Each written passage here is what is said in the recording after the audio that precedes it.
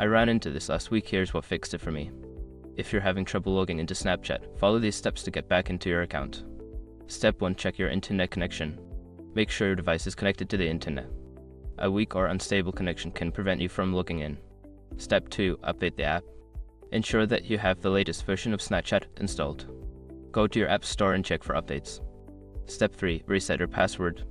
If you can't remember your password, use the Forgot Password option on the login screen to reset it. Step 4. Clear app cache. Clearing the app cache can resolve many issues. Go to your device settings, find Snapchat, and select Clear Cache. Be careful not to clear data unless you're okay with losing saved settings. Step 5. Reinstall the app. If all else fails, uninstall Snapchat and then reinstall it from your app store. This can fix any corrupted files.